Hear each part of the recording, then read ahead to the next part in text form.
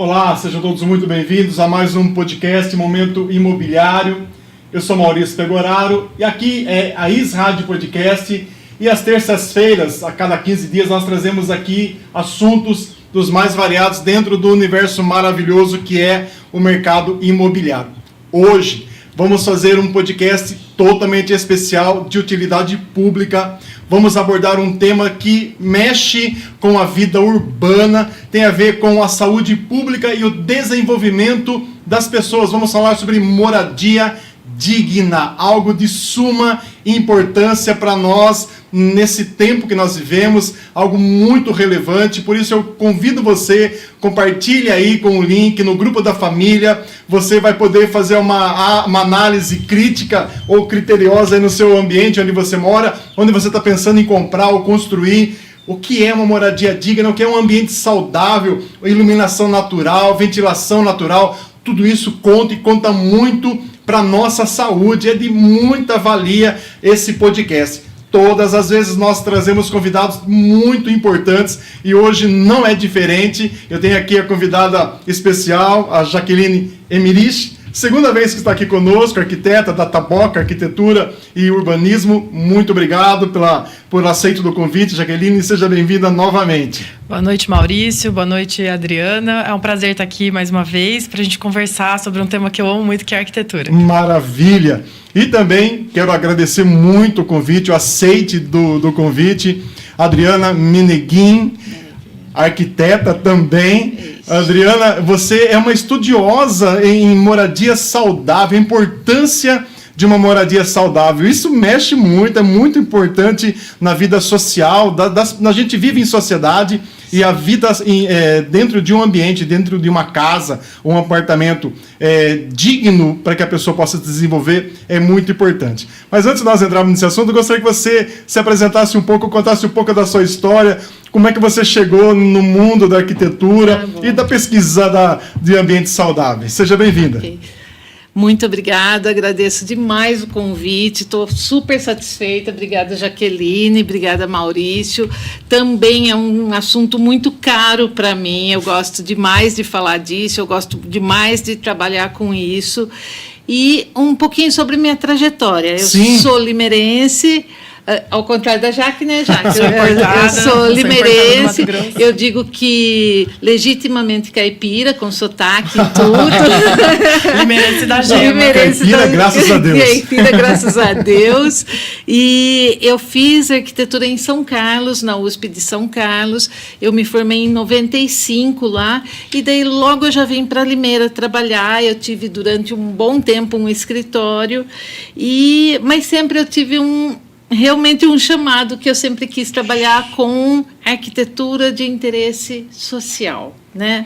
E aí eu fiz concurso, passei na prefeitura, estava trabalhando na Secretaria de Urbanismo, quando a Jaqueline era diretora na Secretaria de Habitação. E aí eu fiquei sabendo que poderia ter um lugar na Secretaria de Habitação. Fui correndo, eu falei, é isso que eu quero fazer, para isso que eu me formei, realmente é uma das coisas que eu gosto muito. E fui conversar com ela, e a partir de 2015 eu estou na Secretaria de Habitação. Aí, como a Jaque falou no outro podcast, ela saiu em um determinado momento, e eu assumi a direção do departamento. Sim. E aí estou lá, né? Fiquei na direção durante 8 anos. Nessa gestão eu não estou mais, mas eu continuo trabalhando como arquiteta dentro da Secretaria de Habitação. Ótimo. E dentro da Secretaria de Habitação a gente trabalha justamente com a moradia digna. Uau! Olha só, isso é só a apresentação da Adriana. Boa noite, Paulinho do Cinecol. Boa noite, Anderson Fabiano Moreira. Muito boa noite. Você pode participar pelo chat do YouTube ou pelo chat também do Instagram. Esqueci aqui de dar o start no meu Instagram. Você pode participar lá também, mauricio.pegoraro, ou no Instagram da IS Rádio Podcast. Traga aqui a sua demanda, o seu assunto, que nós vamos abordar com o maior prazer, com a maior alegria. Adriana, você falou uma palavra que já ganhou meu coração: chamado. trabalhar com propósito, eu acredito que nada supera isso, né, Adriana? Na verdade, faz muita diferença, assim, né? Verdade. Porque, assim, é extremamente importante ganhar Verdade. dinheiro, é extremamente importante fazer, mas o chamado... O propósito que você tem nas coisas, e, assim, eu sempre... nos atendimentos que a gente tem, é sempre uma coisa muito natural para mim, assim, essa coisa, essa proximidade com as pessoas, porque é uma coisa, você entra na casa das pessoas, você entra na intimidade das pessoas, né? Então você tem que ter um desejo mesmo para fazer isso, porque não é um trabalho fácil. A Jaque sabe, a gente não está lidando com coisas nem para as quais a gente foi preparado na faculdade, né? E aí você público muito diferente. É a questão, sim, de você... Hoje a palavra comum é empatia, né? Você manifestar empatia pela dor do outro. Mas Jaqueline e Adriana, vocês fiquem à vontade. Afinal, o que é uma moradia digna na concepção de vocês, ou no conceito de vocês? O que é declarado uma moradia digna? Quem vai? Posso responder? Lá. Não, eu quero responder porque, na verdade, eu até trouxe uma colinha aqui, Maurício. Fica à vontade. Na verdade, não é a gente que define, a ONU define uma moradia digna. Porque a moradia digna é importante para a saúde, na verdade, né? Então, a ONU define com 7 pontos a moradia digna. Ela precisa ter segurança jurídica de posse. Então, o que eles falam? Proteção contra despejos forçados, por exemplo, contra assédio ou perda da casa ou das terras. Então, esse é um ponto que aqui em Limeira a gente tem relativamente bem estruturado, porque como a gente não tem favelamento, como a gente não tem ocupação aqui, em geral as pessoas têm a propriedade da casa. Ou, se não propriedade da casa, pelo menos uma estabilidade ali. Então, as pessoas, em geral, são donas do seu lote. Ótimo. Aí, o próximo ponto é disponibilidade de serviços e infraestrutura. Acesso à água potável, saneamento, energia, iluminação, aquecimento e coleta de lixo. Também é uma coisa que nós temos na maior parte da cidade, e a gente tem disponibilidade disso tudo. Custo acessível. O valor da moradia não deve comprometer a capacidade de arcar com outras necessidades básicas, como alimentação, saúde e educação. Aí, Maurício, é você que vai falar se a gente tem. Aí a gente começa, porque assim, uma coisa você já não é nenhum problema limeirense, né? É um problema de ordem global. Mas é a questão da moradia digna. E você ter posse daquele imóvel, estar resguardado por lei, ótimo. Mas para a pessoa de baixa renda conseguir chegar à aquisição e colocar o pé naquilo e falar, esse imóvel é meu e a minha família vai crescer aqui em paz, esse é o terceiro ponto da ONU ainda só. É o terceiro ponto. Mas realmente é um problema universal. Mas o mercado capitalista, ele não olha tanto para esse lado, né? E porque mesmo eles falam mesmo assim, para quem não tem a propriedade, ou aluguel, por exemplo, que não seja um valor excessivo que proíba a pessoa de ter os outros direitos, né? Só fazendo um adendo à fala aí da Adriana, desse ponto da ONU, da questão de não comprometer a renda, né? Aí a gente entende a importância do poder público na questão da moradia. Perfeito. Né? Então, assim, tem aquela parcela da população que não vai conseguir acessar por meio do mercado imobiliário ali convencional. Né? Então, é por isso que a gente tem um cadastro habitacional, onde as famílias de baixa renda, né, podem se cadastrar e aí participar de possíveis sorteios ou escolhas de empreendimentos que venham para a cidade, que é o que a gente chama de Minha Casa Minha Vida Faixa 1, né? Hoje é o programa do governo federal que tem implementado, mas já teve lá atrás, né, o Banco Nacional da Habitação, tem a CDHU, né? Enfim, tem diversos programas aí no histórico aí da política brasileira para atender as famílias de baixa renda. E às vezes tem um certo preconceito com isso, do pessoal fala assim, vai tá dando casa para pobre, ou tá facilitando, como se fosse assim, como se isso não fosse um direito, né, que está garantido na Constituição, né, a questão da moradia. Então, tem sim que atender uma parcela da população com moradia subsidiada, pelo governo, porque senão essa família ela nunca vai conseguir acessar por meio do mercado imobiliário. Com certeza tem, porque o poder público ele não é uma empresa com fins lucrativos, ele se mantém através de recolhimento de impostos. E ele tem que devolver esses impostos em benefício para a sociedade. Exatamente. E de uma forma equilibrada e protegendo os vulneráveis, aquelas pessoas que não têm tanto condição de arcar com o custo da moradia. E você abordou muito bem. É função do poder público oferecer essas situações assim, minimamente dignas para a população. Oferecer e regular, né? O uso do espaço urbano, que às vezes é mais difícil de mexer, porque aí envolve mexer com grandes proprietários de terra da cidade, né? A gente falou disso no outro podcast, dos donos da cidade. Então, assim, tem lei federal, né, garantindo isso, o Estatuto da Cidade, para a prefeitura, né, poder local poder interferir nessa questão de área que não está cumprindo a função social da propriedade, né? Grandes terras, bancos de terras no centro da cidade, servido de infraestrutura, mas que não cumpre nenhuma função social. Ou seja, e não estou falando assim, função social é ter moradia social. É ter uso, é ter prédio para alocação, para comércio, escola, serviços, enfim. Então, esbarra nisso também, de não só oferecer a moradia, mas regular o uso e ocupação da cidade. Verdade. E só para você seguir a lista da ONU, que são 8 que você comentou. 7. Aí você vê, tem muito espaço em Limeira para ser mexido nessa questão de viabilizar o bom uso dos espaços, Jaqueline? Tem bastante área ociosa. Tem bastante, né? Tem bastante.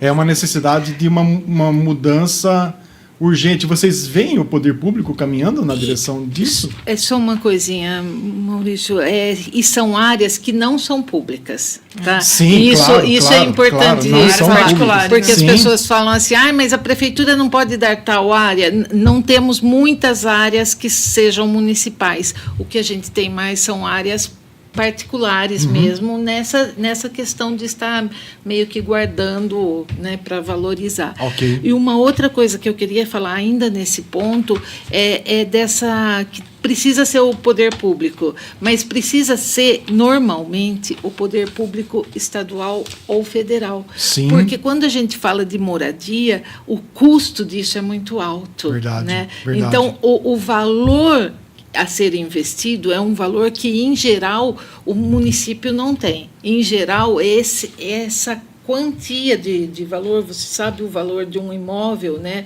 E os empreendimentos normalmente são para 500 famílias. Então, você imagina 500 casas ou 500 apartamentos. Sim. Então, é sempre um valor muito alto. Sim.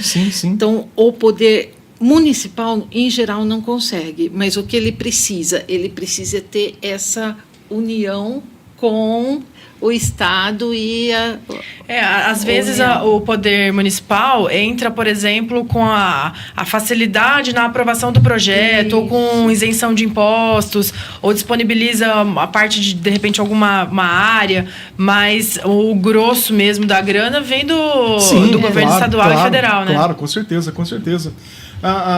Você vai continuar a Vou lista? continuar. Por favor, Adriana. O próximo item é habitabilidade. E aí a gente entra no nosso tema, né? Habitabilidade. A estrutura deve garantir segurança física dos moradores, oferecendo espaço adequado e proteção contra frio, umidade, calor, chuva, vento e outras ameaças à saúde.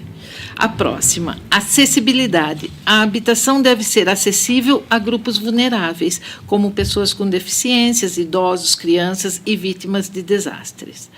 Localização. Deve permitir acesso a oportunidades de emprego, serviços, saúde, escolas, creches e outros serviços. Aqui a gente entra num ponto que, assim, não basta ter uma casa e ser tudo isso. Se ela estiver, por exemplo, na zona rural extremamente distante, ela já não tem essa localização, né? Ela já não cumpre esse ponto. E o último ponto que a ONU coloca é a adequação cultural. A construção, os materiais e as políticas habitacionais devem respeitar a identidade cultural e a diversidade. Nesse ponto, quase nenhum programa do governo cumpriu isso, porque normalmente o que é feito é um mesmo padrão para todos. Carimbo de uma planta de apartamento, uma planta H, que sai carimbando no terreno. Que serve lá para o Maranhão e para o Rio Grande do Sul, normalmente. Então, não considera as questões climáticas, por exemplo, né? Enfim, o Brasil é um país de dimensão continental, então assim, não dá para você aplicar a mesma moradia que você faz no Rio Grande do Sul que você vai fazer no Maranhão. Isso não é observado. Por exemplo, a temperatura baixíssima na Serra Gaúcha, ali próximo ali, que necessita, me corrija se eu estiver errado, de um aquecimento no piso, por exemplo. Uma construtora que vai lá, ela observa isso para uma moradia popular ou ela não leva isso em conta? Observa, Maurício, observa porque está na legislação, por exemplo, do Minha Casa Minha Vida, eles têm várias portarias mas a gente sabe que eles acabam, as grandes construtoras acabam assim, alterando uma coisa ou outra e fazendo o mesmo padrãozinho em tudo. Para poder fechar a conta. Mas é muito tentado, assim, essas alterações, essas adequações, Entendi. Sempre se tenta, né? Mas sempre dá para se dar um jeito isso é verdade. Infelizmente. Boa noite, dona Gisela Gomes, a empresária do Nordeste. Tati Inserp, arquiteta e urbanista, seja bem-vinda, obrigado pela companhia, queridas. Adriana e Jaqueline, o conceito de moradia digna, ela mudou ao longo dos anos? O que era considerado moradia digna no século passado, no finalzinho aí de 1980, para hoje, houve alguma mudança do que foi o que era considerado moradia digna antigamente? A questão de acessibilidade, houve alguma mudança? Houve uma adequação com o passar do tempo? Ou não, isso não mudou hoje isso? Eu acho que assim, a gente teve uma evolução na preocupação com essas questões. Na preocupação. Né? Que às vezes pode ficar mais no campo teórico, né? Às vezes, é o que a Adriana falou, em tese, na lei, você tem que respeitar alguns requisitos ali construtivos e tal, mas na prática acaba não acontecendo. Os decretos que a gente tem, por exemplo, hoje que a gente segue, decreto estadual que fala sobre iluminação e ventilação das casas e tal, é de 70, né? Década de 70. Então, assim, a gente está seguindo esse mesmo modelo, então, desde essa época, né? Talvez a fiscalização de hoje tenha melhorado, né? Mas as cidades estão ficando cada vez mais adensadas, né? Então, a tendência também é dar uma piorada por conta desse adensamento, e aí as famílias vão se multiplicando ali dentro do mesmo lote, né? Então, às vezes, você começa a ter situação de formação de cortiço dentro do mesmo lote, porque, né, vai apinhando as casas. Então, assim, eu acho que a gente evoluiu conceitualmente, mas do ponto de vista prático, talvez não tenha evoluído tanto assim. Um pouco mudou. Tem mais legislação para isso, né? Sim. Tem esse fortalecimento através da lei de assistência técnica. Então, assim, acho que melhorou, sim, mas talvez a gente poderia ter avançado mais. Entendi. Minha opinião, né? Adri, pode falar sobre. Não, acho que está super bem colocado. Acho que é isso mesmo. A gente avançou mais teoricamente do que empiricamente, né? Sim. Mas, assim, por um outro lado, por um lado mais conceitual, acho que a moradia digna sempre teve essas mesmas características. Ela tem que ter uma ventilação adequada, uma iluminação adequada. E com relação a isso, acho que não alterou tanto assim, pelo menos da década de 80, não. É claro que se a gente vai lá para o comecinho do século, quando você tinha... Começa o processo de urbanização das cidades, né? Aí tem alguma diferença grande. Mas da década de 80 para cá, eu acho que só a questão da dimensão dos cômodos, da dimensão dos ambientes, isso eu acho que alterou demasiadamente. A gente tinha apartamentos populares de 80 metros quadrados, 90. Hoje a gente tem de 39. Verdade, né? Adriana, verdade. Tem estúdios de 20 sendo vendidos a R$500 mil em São Paulo. Estúdio, Jaqueline, só para poder deixar o nome um pouquinho mais moderno. Ótimo. Tudo bem, gente, continuar um pouquinho. Conforto versus saúde. ou pode apresentar um aparente conforto, um estúdio desse, uma praticidade, mas tem saúde? Então, eu não digo nem saúde física, eu falo da saúde mental, né? Saúde mental, da caixa de fósforo. Que assim, o episódio hoje é de utilidade pública. Quando a gente fala desse conceito de estúdio, já é um termo gourmetizado, né? Então, assim, já é um termo que o mercado imobiliário lança para tentar dar uma cara nova para um apartamento que tem uma metragem de uma habitação popular, né? Mas aí você tem a questão dele estar bem localizado, tem acesso a serviços, né? Então, a gente não verifica tanto isso no interior, mas em São Paulo, né? Que o metro quadrado é muito caro, a cidade já é muito adensada, então você coloca essa roupagem de estúdio para dar uma sensação de que você está ali numa habitação, numa cidade cosmopolita, né? Então, você não cozinha porque você come no restaurante ali próximo, você não precisa ter um escritório em casa porque tem um coworking ali do lado, você... Enfim, não recebe gente em casa, né? Porque você está sempre marcando a socialização com os amigos em algum outro espaço. Então, vende-se essa ideia dessa praticidade. Então, assim, uma pessoa que mora num estúdio desse, gourmetizado em São Paulo, ela pode até estar bem atendida, mas é porque ela tem privilégios em outros aspectos, né? Sim. Agora, quando a gente fala de uma família, né? Com filhos, criança pequena, aquela rotina toda de ter que cozinhar e todo mundo se apertar no quarto e sala. Aí 39 metros quadrados a gente... Não é vida. Não é vida. Porque você pode até vender a ideia, se você não se adaptar, você não está atualizado, você está atrasado, você não se adapta. Eu não conseguiria viver... E antigamente, você comentou da questão dos apartamentos populares. Outro ponto também, existia cozinha nas casas antigamente. A reunião das famílias acontecia na cozinha.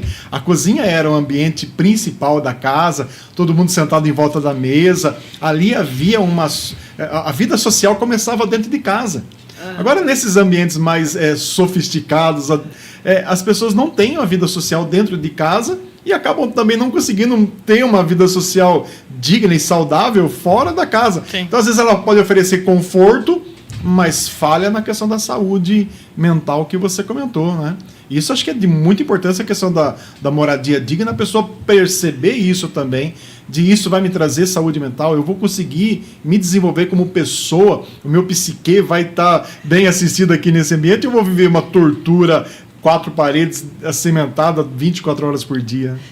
Em geral, o que eu percebo assim, nos apartamentos, né, de 39 metros quadrados, você tem uma cozinha, que é um corredor, e aí você tem uma sala, que também é um corredor. Então, assim, você tem um sofá e uma TV, e só. Né? Então, essa integração. E aí, o argumento é de que eles fizeram os apartamentos menores, mas melhoraram o convívio nos condomínios, né?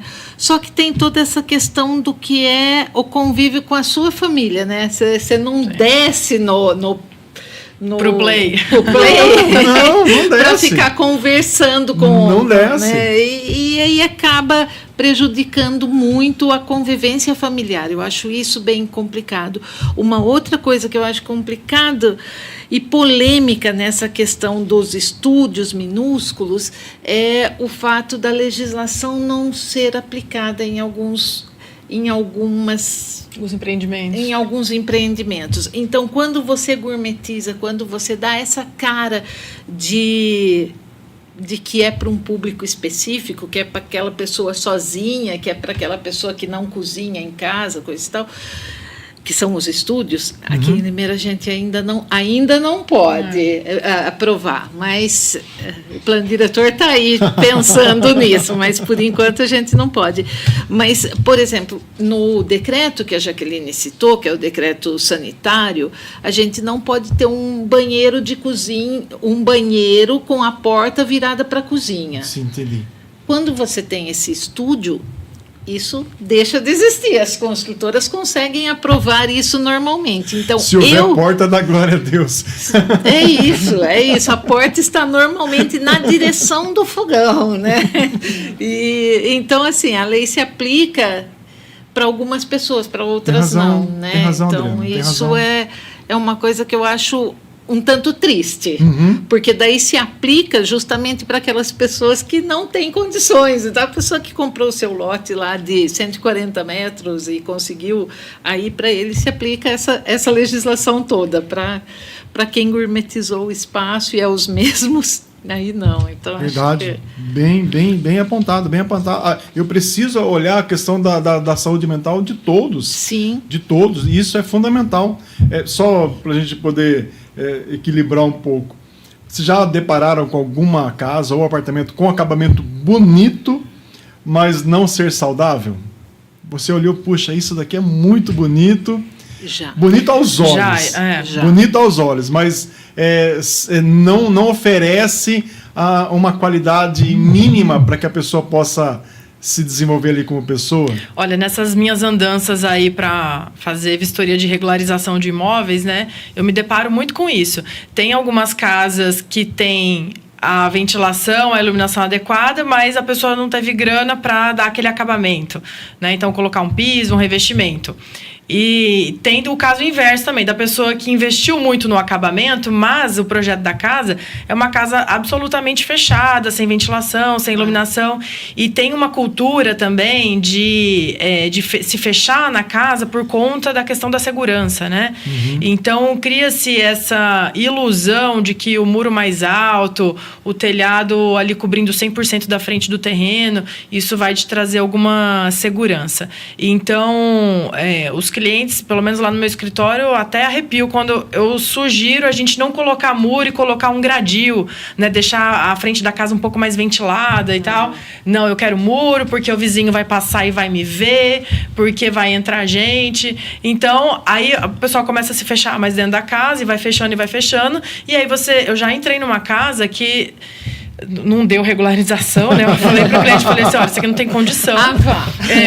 E 100% coberta, 100%. Isso significa que o que tinha de ambiente com janela ventilava para uma garagem fechada, ventilava para uma lavanderia fechada e a casa inteira tinha ar-condicionado. Então, assim, foi a saída que o proprietário encontrou para refrescar a casa. Mas uma casa, assim, absolutamente insalubre, escura, abafada, com cheiro de mofo. Então, assim, você às vezes pergunta, né, como é que a pessoa consegue ver? Acho que às vezes se adaptou tanto àquele ambiente que nem percebe mais, né, que está vivendo nessa situação. Mas afeta a saúde dele, afeta os aparelhos respiratórios, afeta até a mente dele, né? Isso tanto vai desde o pequeno pro grande, Sim. Da pessoa que tem pouco recurso, como que tem grande recurso. Acho que a questão da pessoa olhar essa situação de onde ela vai morar é fundamental, e não olhar a questão só do aspecto bonito, mas se é saudável ali, né, Adriana? E aí, Maurício, eu acho que é uma coisa assim que a pessoa se perde mais quando está bem acabado, porque você olha e aparentemente não tem nenhum problema, né? Então você olha aquele ambiente, mas eu também já peguei casa inteiramente fechada e que a única ventilação era o ar-condicionado em todos os ambientes. E aí a pessoa está com aquele ar geladinho, ela acha que está tudo bem, né? Assim, então aí para você explicar, porque quando você pega um caso que a pessoa está vendo ali que embolorou a parede, né? É uma situação. Agora a pessoa não colocou um revestimento excelente em tudo, mas não se preocupou com a iluminação e ventilação natural. E isso também faz muita diferença. Aí é difícil para você convencer aquela pessoa de que precisa demolir uma parte, por exemplo. Uma coisa muito comum nessa questão é as pessoas fecharem todas as sacadas. Fechar de vidro. Fechar de vidro. Né? Porque a pessoa fecha de vidro, eu ganhei um espaço a mais. Aí aqui eu não tinha uma sala, eu ganhei uma sala. Você ganhou uma sala, mas você transformou uma sala numa estufa, na verdade. Mas a sacada foi projetada para poder oferecer a circulação de ar ali. Exatamente. Adriana e Jaqueline, talvez você já deve ter visto algum impacto direto ou indireto na saúde da pessoa quando esses elementos essenciais da moradia digna não são observados. Existe alguma evidência, algum estudo da ocorrência, da incidência de algum tipo de doença que a pessoa acaba desenvolvendo por não morar numa moradia digna, por não estar numa moradia digna? Existe alguma doença que acaba sendo quase que, não 100%, mas constantemente surge na conversa de vocês, pelo fato de não morar num ambiente saudável? Pode responder, Jaque, mas... Eu ia falar para a Adriana responder, porque isso está mais no dia a dia dela hoje, né? Por conta da Secretaria de Habitação. Na verdade, assim, quase 100% dos casos as pessoas têm problemas respiratórios. Quase. Você chega na casa da pessoa e está tudo muito, muito embolorado, muito sem ventilação, e se pergunta assim, e tem alguém doente aqui? Tem, meu filho tem asma, meu filho tem bronquite, eu uso bombinha, então... Olha, e a Adriana, pessoa não consegue relacionar isso com a falta de... Isso é muito importante. É muito importante. Tanto que a assistência técnica é considerada como se fosse o SUS da arquitetura, porque impacta diretamente na saúde. Na saúde respiratória é a primeira, mas aí a gente tem várias outras questões, né? A falta de saneamento impacta em várias doenças, como diarreia, disenteria, e vários tipos de coisas. Então, assim, direto na saúde das pessoas. Isso falando só na saúde física, né? Mas na mental, você imagina uma pessoa que está ali o dia inteiro num espaço sem iluminação e sem ventilação. Então, acaba comprometendo até o sono, né, até a produção de hormônios, tudo. A pessoa vai ficando apática realmente, sem iluminação e sem ventilação. Afeta a autoestima da pessoa? Afeta tudo. A gente já sabe que, por exemplo, países frios, né, que a maior parte do ano é inverno, são países mais escuros, que têm maiores índices de depressão. Sim, né? Então, assim, a luz solar ela é importante mesmo para regular essa questão na gente, né? Verdade. E aí eu já peguei vários casos, assim, de fazer vistoria em imóvel para regularização, de associar casas super... Assim, eu fiz essa associação, né, de uma forma mais empírica, mas casa fechada e a pessoa com ali um jeitão meio depressivo. Sim. Às vezes, ou o contrário, às vezes uma situação da vida ali deixou essa pessoa mais depressiva e aí você vê o reflexo disso na casa. Sim, né? sim. Então, a casa desorganizada, mais suja, tudo fechado, não abre janela. Tem janela. Tem janela. É verdade. Então, as coisas são bem correlatas, né? Ótimo, Jaqueline, você abordou. E é verdade mesmo, o imóvel reflete o emocional do proprietário e o proprietário acaba absorvendo aquilo que o imóvel está oferecendo para ela naquele momento. Isso é muito sério. Então, a asma, o problema respiratório é uma das coisas assim, mais recorrentes, onde o ambiente não oferece um mínimo de condição de moradia. Mas com relação à iluminação e ventilação. Né? Os problemas respiratórios são com a iluminação e ventilação.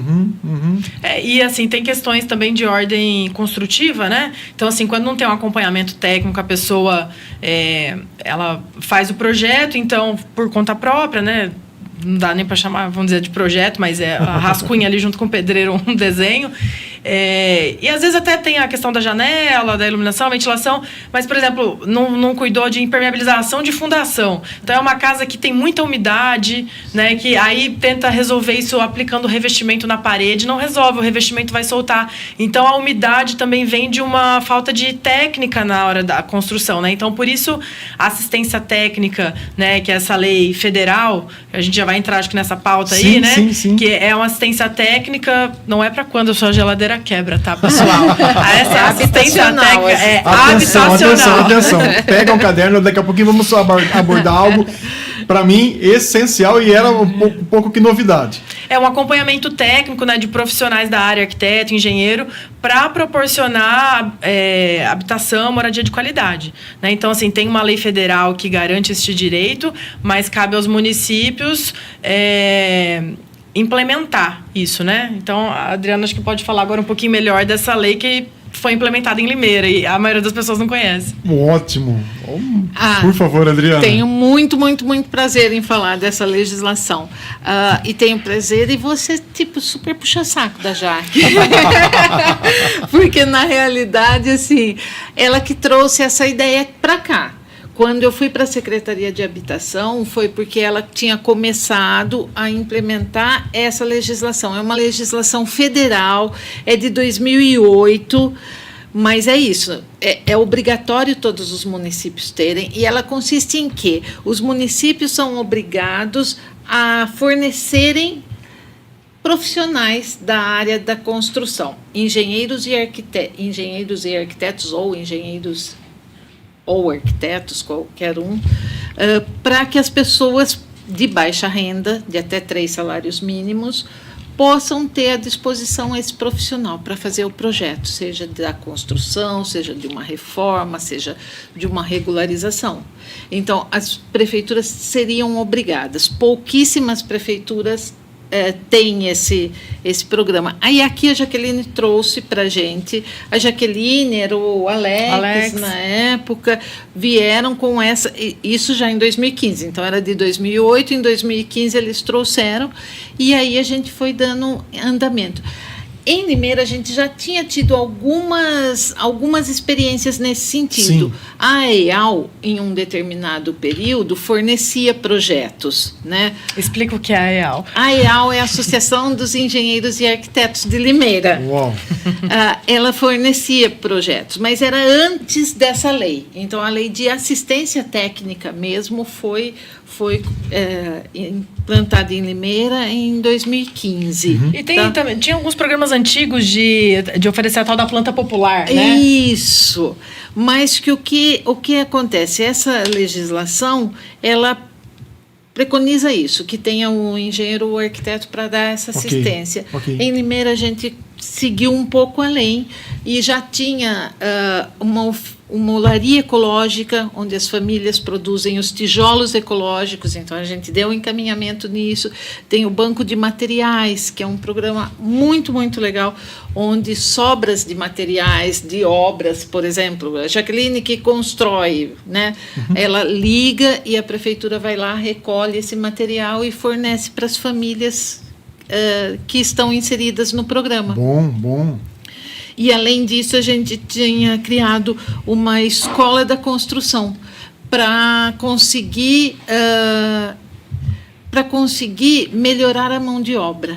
Okay. Então, para ter cursos para a mão de obra para essas famílias. Uhum. Então, a gente sabe que no Brasil muitas famílias fazem autoconstrução, sim, né? Sim. Então, a ideia era capacitar essas famílias para fazer a própria construção com qualidade. Ótimo, é isso. Ótimo.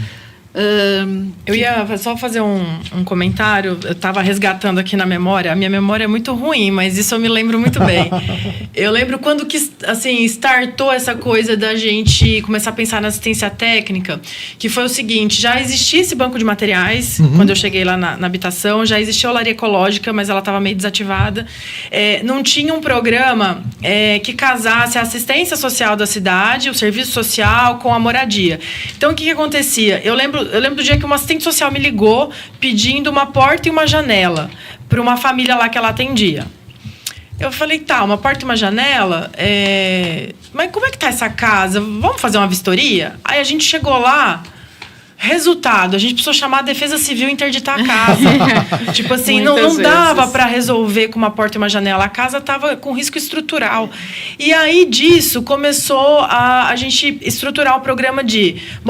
não é só um banco de materiais que a pessoa vai lá e pega uma janela, uma porta. A gente precisa ver que condição que está essa casa, sim, né? Se atende às questões de habitabilidade, né? De iluminação, ventilação, como é que está a questão estrutural. E aí a gente começou a estruturar a questão da olaria também, para organizar, porque as famílias que fossem lá produzir os tijolos não saíssem de lá com o tijolo no carro sem um projeto na mão, né? Então, assim, vai usar esse tijolo como? Né? E aí foi nessa situação que a Adriana chegou lá na habitação pra gente. Perfeito. Porque a gente não tinha uma arquiteta efetiva ali. Eu sou arquiteta de formação, mas eu estava num cargo comissionado, sim, né? Então, assim, eu não poderia assinar ali pela prefeitura.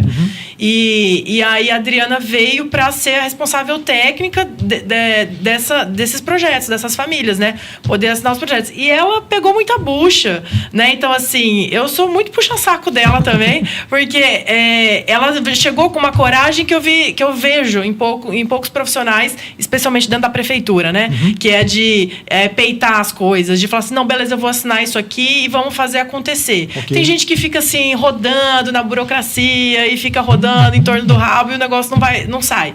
E aí a Adriana, tipo, peitou isso aí e a gente conseguiu dar o start. Fazer acontecer. Quando encerrou a gestão em que eu estava diretora e a Adriana assumiu esse cargo, aí ela melhorou o programa, né? Aí veio essa questão da escola, da construção, que eu achei incrível. Eles conseguiram um maquinário novo para a olaria ecológica, né? Que antes era tudo manual, a prensa manual, e aí conseguiram prensa hidráulica. Enfim, foi uma verdadeira revolução. E essa assistência técnica, Adriana, ela é voltada para famílias de baixa renda, como você já comentou. Sim.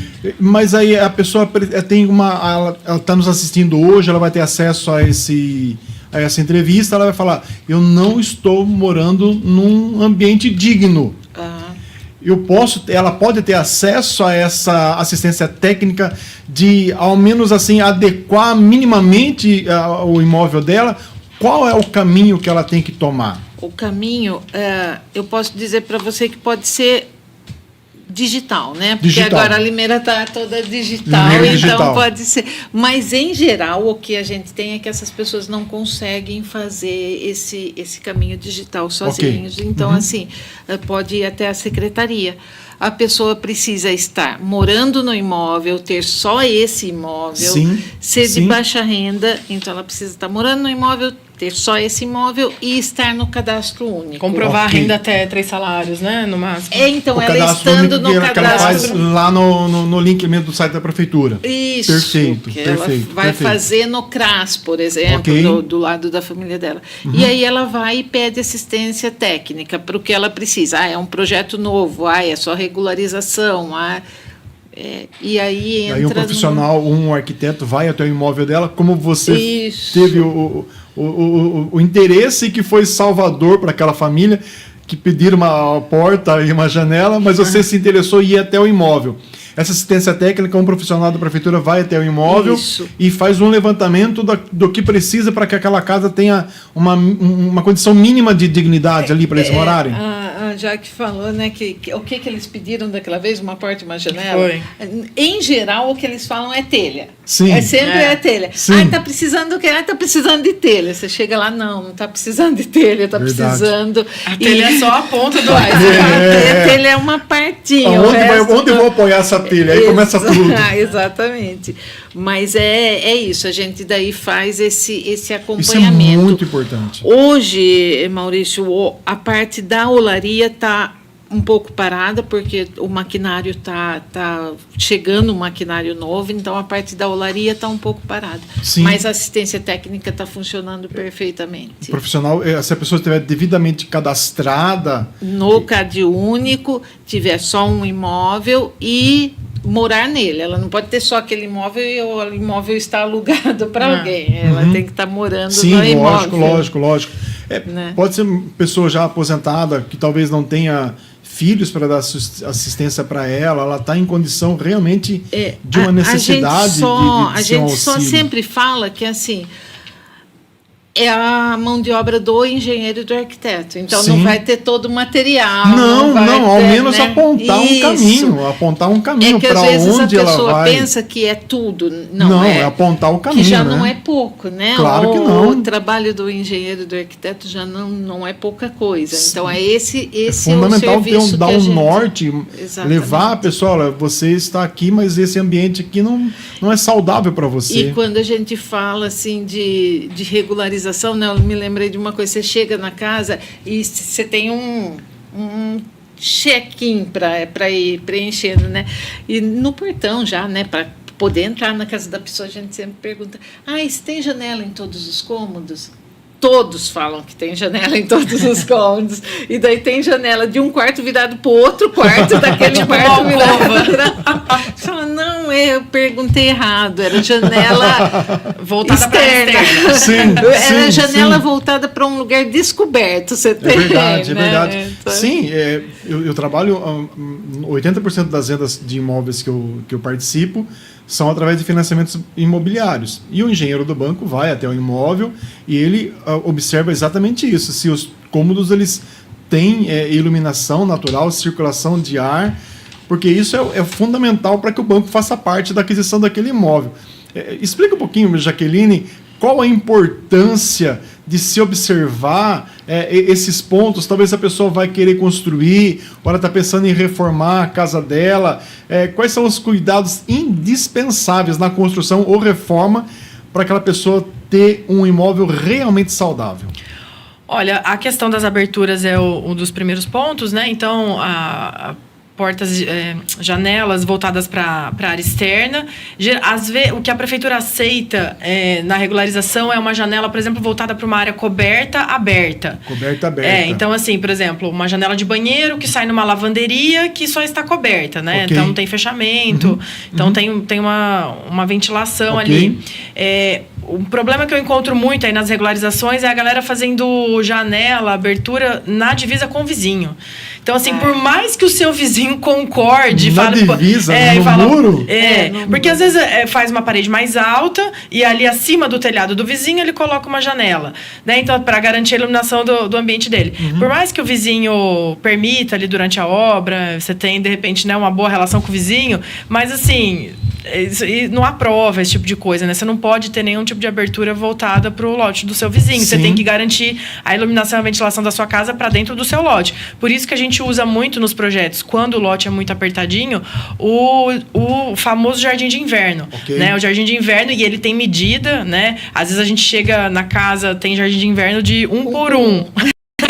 Tipo assim, esse decreto estadual que a gente comentou no início, ele determina a medida mínima desse jardim de inverno, que tem que ser para sala, dormitório. Se for um jardim de inverno para ventilar esse tipo de ambiente, tem que ter 6 metros quadrados. E o menor lado tem que ter 2. Então, assim, não adianta eu fazer 6 por 1. Tem que ser, entendeu? O menor lado tem que ser 2. Então, quando é compartimento sanitário, você pode ventilar para um jardim de inverno de 4 metros quadrados. E aí o menor lado, 1,5. Então, assim, tem regra para isso, né? E a maioria das pessoas, às vezes até na boa vontade, vai deixar um jardim de inverno. Não, tem que deixar uma ventilação, mas está deixando uma área que também não atende à legislação, né? E por que tem isso na legislação? Porque em algum momento fizeram cálculos sobre isso para chegar nessa conta, né? De como... sobre a eficiência da iluminação e da ventilação nos ambientes. Então, para reconhecer aquilo. Você deixa ali um quadradinho por 1, é ineficiente, né, para o que você precisa. Então, eu observo mais essas questões e cobertura do terreno, né, 100% coberto. Que é outra coisa que também não aprova, embora na regularização onerosa você consiga ter um pouco mais de área, consegue ter um pouco mais de área coberta, mas tem gente que cobre 100% do terreno. Então, assim, significa que você está ventilando para dentro de compartimentos fechados, né? E aí você compromete totalmente a saúde de quem vai morar lá. Isso. E isso é importante, essa questão... Bom, tem algum parente aqui, Eliane Emerich, você conhece? Eu conheço, inclusive, aniversário dela depois de amanhã. Beijão, mãe. Parabéns. Cuiabá, Mato Grosso. Isso mesmo, tô indo pra lá amanhã. Estamos aí fora do estado. Delícia. Olha, que benção. Muito obrigado, senhora Eliane, pela participação. Deus abençoe ricamente. A janela, por exemplo, só pegar o gancho só, a janela ela tem que ter, quando vai ser feito voltado para o vizinho, e não é um muro encostado com o muro do vizinho, tem um recuo que é obrigatório. Tem, 1,5 metro. 1,5 o recuo lateral. Então tem que haver um corredor de 1,5 metro, caso a pessoa queira fazer uma janela voltada para o lado do vizinho. Para garantir privacidade. Maurício, que esse 1,5 metro não é mais obrigatório. Esse recuo de 1,5 metro não é obrigatório. Mas se você tiver janela virada para ele, daí ele tem que ser 1,5 metro. Por exemplo, você pode colar a casa nas divisas, né? Encostar a casa nas divisas com o vizinho. Aí você tem que ventilar pela frente e pelo fundo da casa. Assim. Ou um jardim de inverno, né? Mas se tiver afastar do muro e na parede da casa colocar ali uma janela, aí esse afastamento tem que ser de 1,5. E interessante que em alguns casos, até em casas em condomínio, às vezes não respeita essas... Os condomínios mais antigos têm algumas coisinhas assim mesmo. Os mais novos até que não, mas... mas ele passa um pouquinho, né? Uma outra coisa que eu ia chamar a atenção é que não só a dimensão do jardim de inverno, da área de luz, mas a dimensão das janelas também é muito importante. Sim. Porque às vezes você chega na casa e tem uma janelinha lá de 40 por 40. Então, tudo isso também tem regra, né? Então, você tem lá que ter 1/8 da área do piso, por exemplo. Então, o mais importante de tudo isso é entender que essas regras não são frescura do arquiteto, do engenheiro. Eu ia falar isso agora, Adriana. E nem da prefeitura. Porque o tema do episódio é moradia digna e saudável. Isso. Tudo isso.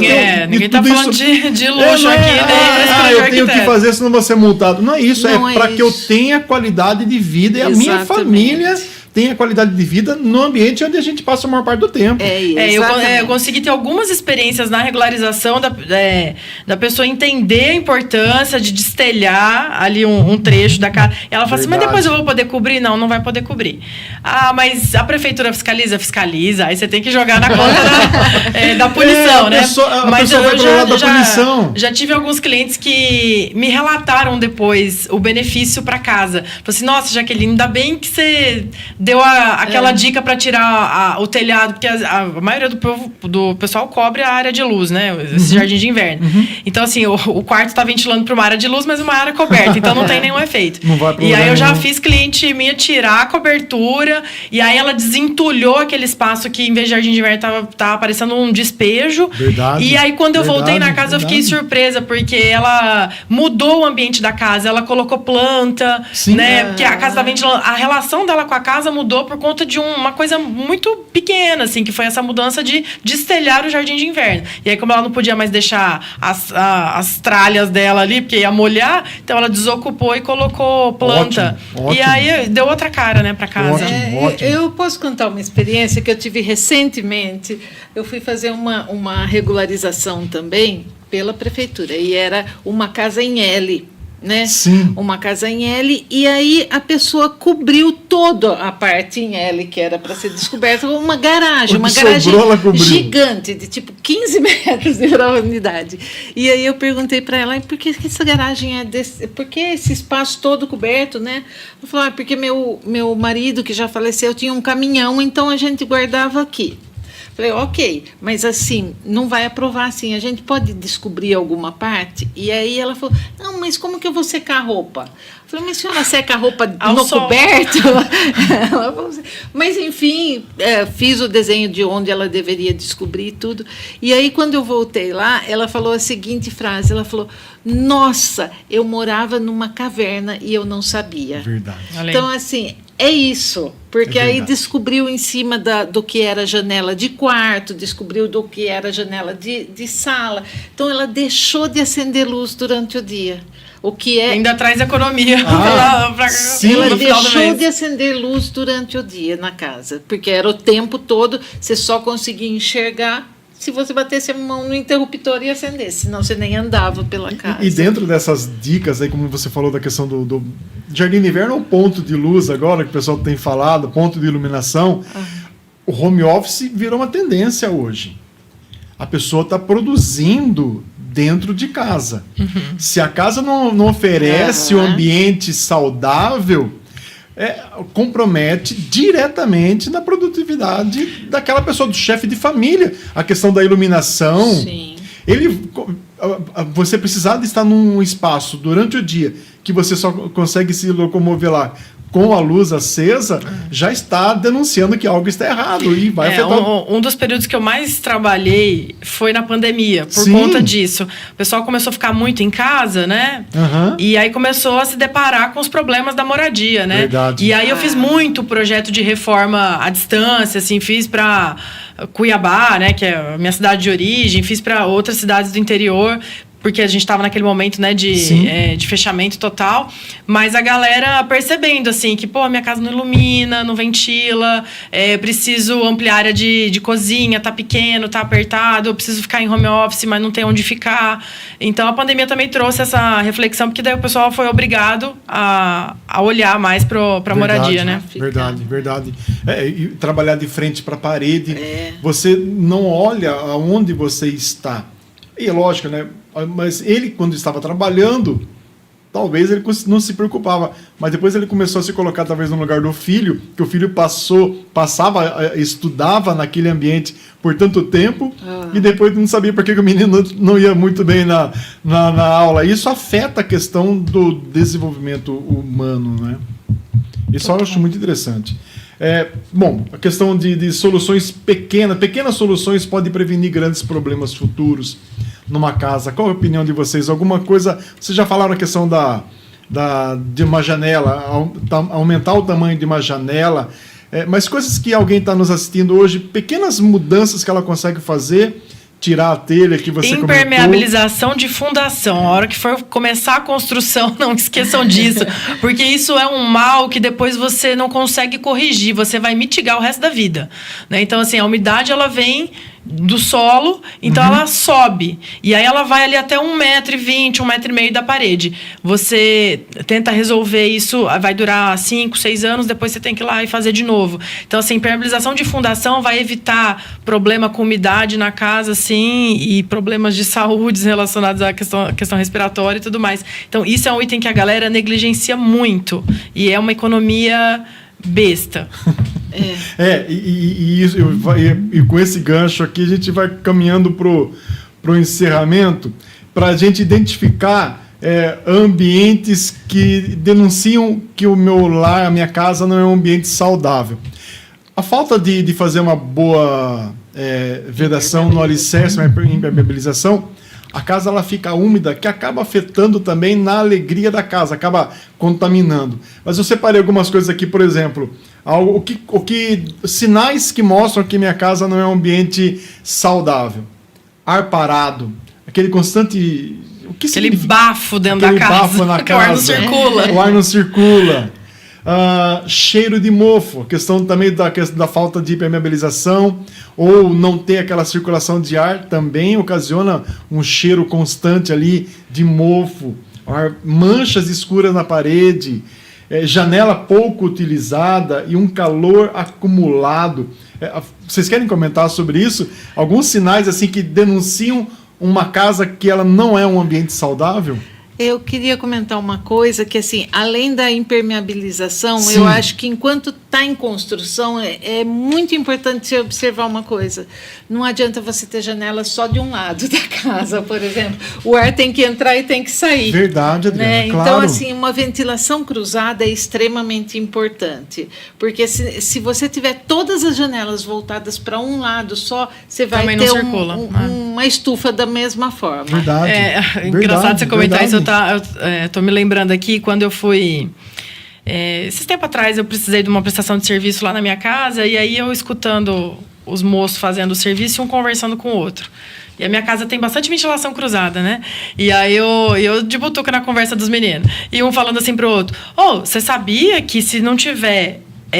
uma saída para o ar, ele não entra? Ele falou assim, foi o fulano, ele falou, fez referência a algum arquiteto para quem ele prestou serviço, foi o cara que me ensinou, cara, tem que ter saída, senão o ar não entra. Eu falei, olha só, pra gente que trabalha na área, parece ser algo muito óbvio, né? É muito banal, assim. Mas pra quem uma pessoa mais simples, ou até quem tem estudo e tudo mais, às vezes é uma coisa básica que as pessoas às vezes não sabem, né? Que assim, pra você, quando você entra numa sala, se você abre só uma porta e não abre uma janela, o ar não circula, ele não entra. A pessoa não conhece a parte técnica, mas ela sente o efeito Exato. imediatamente. Ela Exato. está num ambiente com circulação cruzada, cruzada, ela sente a leveza daquele ambiente, o frescor daquele ambiente. Exatamente. E olha o problema que a gente tem aqui em Limeira com essa questão das duas casas no mesmo lote, né? Sim. O único jeito que o pessoal arranja de fazer é o quê? Dividindo o lote aqui ao meio, então metade de uma casa para cá, metade para lá, e aí tem só aquele corredor para onde saem as janelas. Então, é isso. Você tem tudo na mesma parede, todas as portas e janelas na mesma parede, e o ar não circula, porque ele não tem ventilação cruzada, né? E isso é fundamental, ser observado tanto numa reforma, se a pessoa vai querer adequar o imóvel dela a partir desse podcast, eu vou morar num ambiente saudável. Fazer essas adequações da questão da ventilação cruzada, fazer a permeabilização correta. Isso para quem está começando a construção, né? Para quem já está com a casa consolidada, às vezes tem que só mitigar. Mitigar mesmo, mitigar. Calor acumulado é bem questão da falta da ventilação daí. Por que nós insistimos tanto nesses fundamentos e por que ainda é tão comum encontrarmos casas que falham nisso? Por conta do problema que a Adri comentou lá no começo da autoconstrução, né? Então, assim, essa falta de um profissional, né, acompanhando o projeto e tudo mais, as pessoas acabam fazendo por conta própria e, né, não tem conhecimento, acaba fazendo o que todo mundo faz. Sim. E aí é sempre a mesma planta baixa, sempre o mesmo projeto, as mesmas soluções. E às vezes com o mesmo dinheiro que ela fez aquela casa, ela faria uma muito melhor se ela tivesse um acompanhamento técnico de um arquiteto, um engenheiro. E nem é questão de poder público ser responsabilizado, é mais a questão da pessoa mesmo em não sentar para projetar algo que ela vai morar ali 20, 30, 40 anos. Então tudo começa por um bom profissional que vai ajudar ela, ou até mesmo assistência técnica que o poder público disponibiliza. Isso que eu ia te falar. E acho que um pouco pelo conceito ainda de que arquiteto é para elite. Verdade. Eu acho que isso é uma coisa que ainda pega muito. As pessoas pensam, não vou chamar um engenheiro, não, vou pedir só para o pedreiro, porque um arquiteto é muito caro. E assim, não é, né? Você até tocou nesse ponto no outro podcast. No total da obra, é um investimento muito pequeno para você ter qualidade para o resto da vida. Verdade, Adriana, verdade, porque você vai estar sendo orientado em fazer algo que vai estar trazendo benefício para você 24 horas, 7 dias por semana, 365 dias por ano, por 20 anos, né? Por 30, 40, 50 anos. Isso é muito importante. Gente, eu quero agradecer vocês terem vindo e antes de nós encerrarmos, eu gostaria que vocês deixassem uma mensagem final dentro do que nós falamos sobre moradia digna. Vai ter outros convites, podem ter certeza disso. Adriana, Jaqueline, querem comentar algo sobre essa importância da moradia digna e saudável? Vai lá, Adri. Acho que o importante é a gente saber que a casa é uma extensão, é como você falou, é a extensão da gente. Sim. Então, assim, se a casa não estiver legal, a gente não vai estar legal e vice-versa. Então, assim, é o lugar onde a gente passa as melhores horas. Verdade. Né? Assim, a gente pode ir para um hotel 5 estrelas, mas a hora que a gente volta, dá sempre aquela sensação de cheguei no meu lugar. Verdade. Então, que o seu lugar seja um lugar gostoso, onde você quer agradável voltar. e saudável, onde você quer voltar. Verdade, exatamente. Adriana, verdade mesmo, verdade. Que seja isso. Eu acho, para quem tem a possibilidade aí de contratar um profissional e tal, façam isso, não economizem nisso, né? Para quem não tem essa possibilidade, procurem a Secretaria da Habitação, entendam que isso não é luxo, é um direito, né? Então, assim, poder construir a sua casa de forma digna, com acompanhamento técnico, usar melhor o recurso financeiro que você tem, né, para não desperdiçar dinheiro com coisa mal feita e que lá na frente vai dar trabalho. Verdade, então, assim, isso que a Adri falou, olhar para casa com o maior carinho, pensando que é isso mesmo, né, é o lugar para onde a gente quer voltar e a gente precisa ter prazer em voltar para casa, né? Verdade.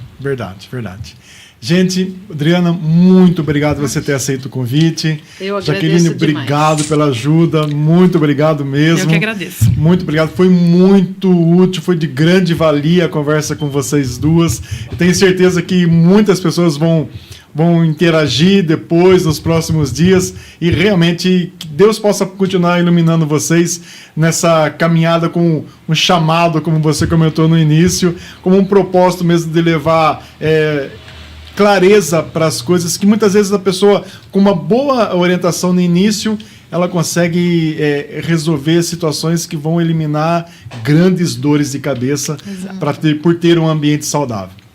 Você que nos acompanhou até agora, meu muito obrigado e desejo que vocês tenham uma ótima semana. Daqui a pouquinho tem Jogo do Brasil e vai dar tudo certo, vamos para a Copa. Meu muito obrigado, fiquem todos com Deus e até o próximo episódio. Tchau!